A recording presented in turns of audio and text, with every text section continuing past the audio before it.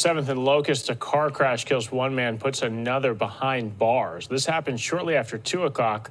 Police say a 21-year-old Milwaukee man was driving a vehicle that collided with the vehicle driven by a 27-year-old. That 27-year-old man died. The victim's vehicle rolled over. The cause of the crash still under investigation. Charges are expected against the man who was arrested. My name is Janice Crump. On June the 14th, 2022, my son, Bobby Chad Brown, was killed in a car accident by Francisco E. Cardenas.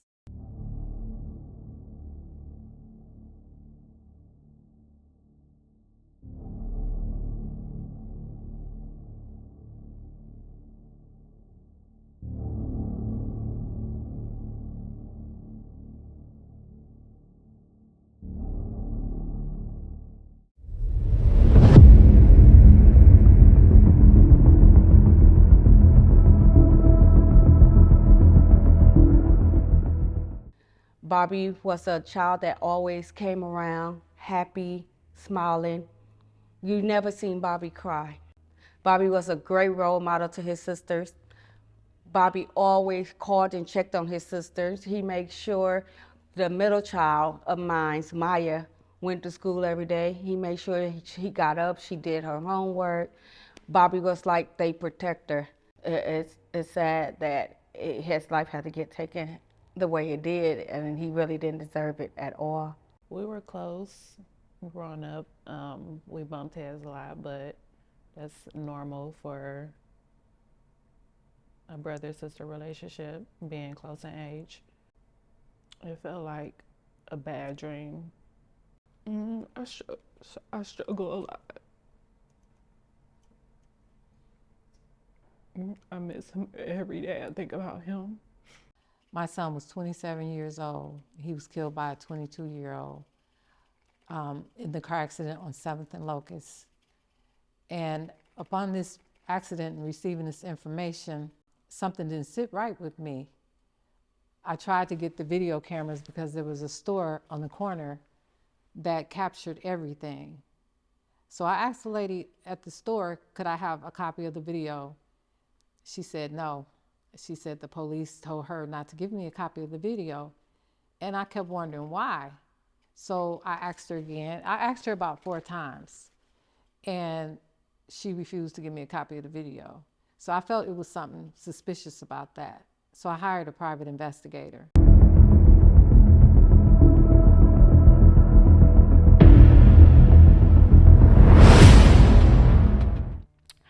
I met Bobby in 2016. Bobby meant so much to me. Like, when I met Bobby, I was in a dark space in my life. I had lost my brother. So I was in a dark space, and he showed me what it was to come out of that dark space. He helped me change my ways. He helped me change my ways of trying to live. Bobby was such a great person. Such a great person. He would give the shirt off his back to anybody. He loved his family so, so much. And for something like this to happen to him, it's heartbreaking. It's devastating. We don't have no answers. We don't know what's going on for real. We have lies and lies. We just want to know the truth. Bobby, he was a human. He was pure. He had family that loved him. He had a son that adored him. My son would not get his father back. We just been getting lies and lies, and honestly, we just want to know the truth.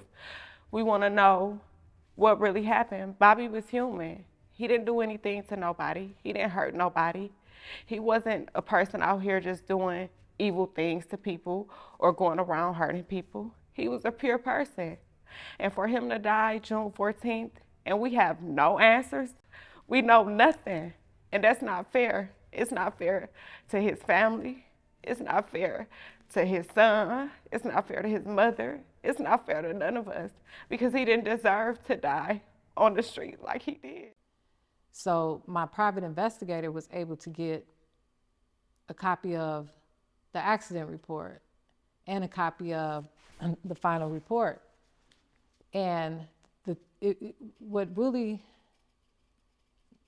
bothered me was, prior to that, I called the DA. The DA told me that he had a lot of cases that he had to deal with, and mine wasn't going to be a priority. So I called the private investigator who was handling the case, and he brushed me off. In fact, we had kind of a bothersome conversation. He treated me as if I wasn't supposed to even call him, as if I was just this mother that, just was grieving, basically. So I followed up. I contacted Internal Affairs. I wrote them a letter. I have an associate degree in police science, a bachelor's degree in business management and communications. I have a master's degree in clinical mental health counseling, and I'm almost done with a doctorate degree in clinical psychology. They basically told me that I didn't have any proof or evidence that there was any type of foul play, or, I didn't have any proof that my son wasn't at fault. But then I got the original video.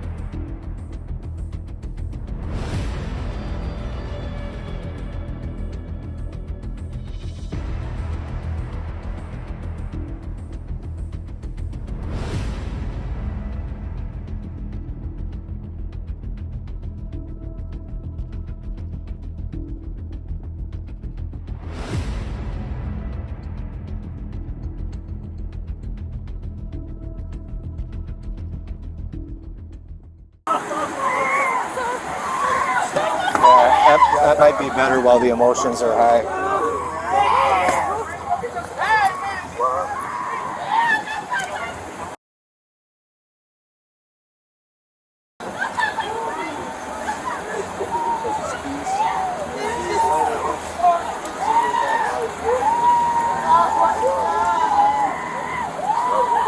This disciplinary, I'm not the investigator, but it's just kind of like separating. Well, and you never know with these scenes. I don't want things to get sideways. You got a truck here? Bicycle. Sarge, whose truck are you in? What? Whose truck are you in? No idea. I'm just trying to get these two on the side. I don't know. Hold on, I just got to pat you down real quick. You know. Why if you go to my pen? I'm sorry? Move for my pen? Yeah, I just gotta make sure you don't have nothing you're not supposed to have, right? Okay. Okay. I'm just say for now. I'm gonna put it right up here, okay? So you can see it. Okay.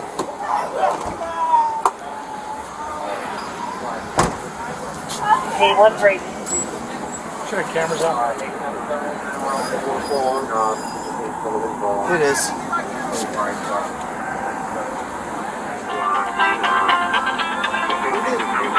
It says channel. I can't let you talk to anybody.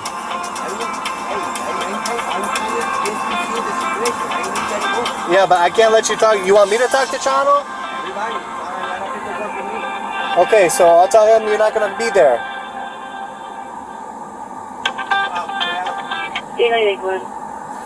Hello. This is Milwaukee Police. Yeah, the person you're calling, he's not going to be available for work today.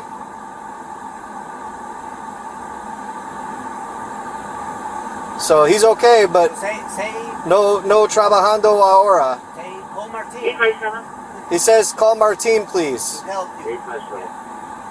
Yeah, he says call Martin for help. Huh? He says call Martin. Over there. I don't know if she's needed anywhere else. Let the CP decide. 10-4. C98 if you can check with CP where you're needed.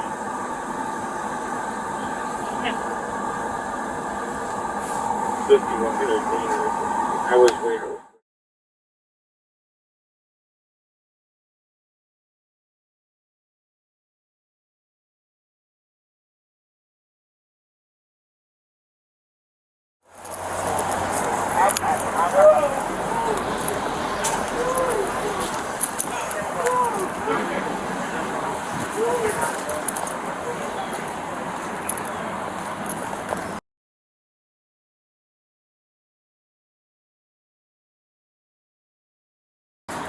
Camera off.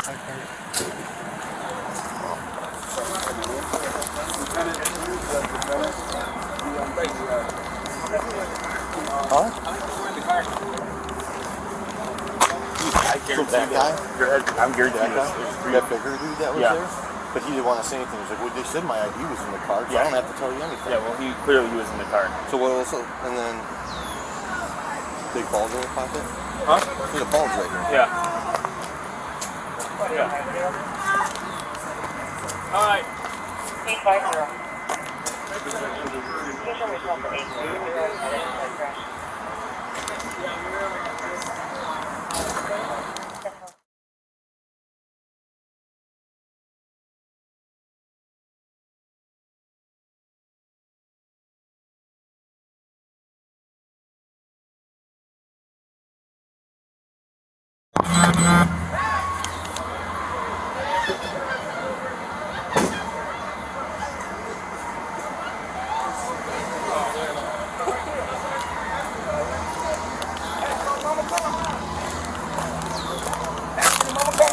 No, everybody can't come through here. Okay, who was that on that corner? His mama? There's different mothers down there for their... Come around there. Yeah, it's a lot of family people around the corner, bro.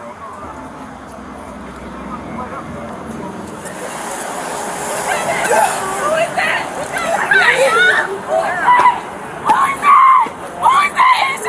That's mommy! That's mommy! That's not mommy! That's not my son, is it? That's not my son! That's my son? That's my son!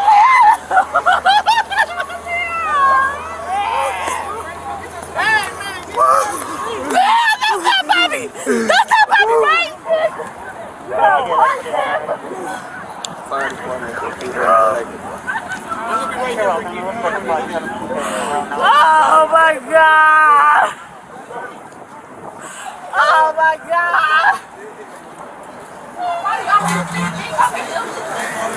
Why do you have anything over here if you don't know for sure? Who is the head police out here? Well, it'll be the sergeant. It's actually it'll be the lieutenant who's coming out here. He's not here right now. So if y'all don't know what's going on with him, So, why do y'all have a bag? So You can walk her over there and just tell her. You ain't gotta tell nobody else. You can walk her over there. Just walk her this way.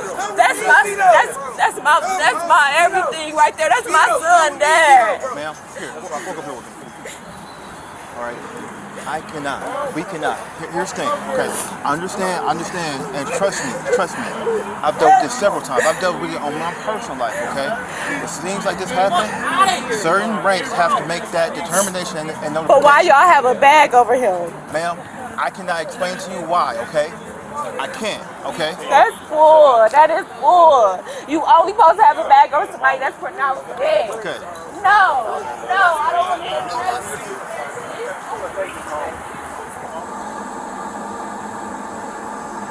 I don't have any other information, sir. Unfortunately, I came here on bicycle, so everything had already happened by the time I got here. I don't know any details. No, I don't think he's going to jail. I don't know why he would go to jail. So you don't have a driver's license, right? Yeah. You have any kind of driver's license from Mexico? I had one from Mexico. I lost my wallet a long time ago. So you never got one when you came here? No. Okay, so you don't have driving status? So that investigator that was supposed to talk to you there, he's gonna talk to you downtown. So we gotta, so we gotta take you downtown. We gotta book you through for your traffic ticket. So it's operating after suspension. But I'm just being honest with you, that dude didn't make it. So they're just gonna have a conversation with you like, which way were you going? Why were you driving without a driver's license? Where are you coming from and stuff like that. So it's a traffic ticket. You gotta get booked in. I'm gonna be honest, they probably will release you. So just talk to the investigator and just tell him what he wants to know. So, and it's because you don't have driving status and stuff. So, okay. So we'll cuff you up downtown when we get to the garage. We had a great, close relationship. That was my guy. Anytime I was going through something, he just come with encouraging words and, vice versa. When I got the news, what happened, it didn't feel real. It still don't feel real today. It's just, you think in your mind like, he's somewhere, running around having fun with a smile on his face, and just to know he's not here, it's hard to believe still. All these few months later, it's ridiculous. Hello, my name is Cameron Hill Brown. I am little Bobby's older brother by 5 years. My brother's my right-hand man. We grew up together. Everybody in my neighborhood knew him. When you seen me, you seen him. Every weekend, he'd be at my house. I used to go to school, check up on him, see how he was doing. At one point in my life, he was literally the closest thing to me. Words can't describe. I was devastated. It was hard for me to process it because it did not feel like it was a reality for me. It felt like a part of me left, just hard time sleeping. I'm actually still dealing with it now. That's why I have panic attacks. I still think about them every day. So it was rough. Very rough. When reading the accident report, I found out that the police falsified the accident report. In fact, they went so far as they put my son's social security number in there. They said my son ran the light. And if you watch the video carefully, Francisco Cardenas never stopped. He came around the corner. It was like he sped up and he hit my son. And he sat in the police car and I didn't even know who he was. He never said, "I'm sorry for killing your son." In the police report, Francisco Cardenas said that he shouldn't be charged for someone else's actions. So that just told me that he didn't care. They let my son lay out there in the street. They should have taken him immediately to the hospital, and they didn't. In the police report, it also stated that Francisco Cardenas had been drinking that day. And I saw on one of the body cameras that was edited, they edited a lot of the footage that they gave me. I saw on the body camera that they had taken him to the hospital and did his vitals. But my son laid in the street and died.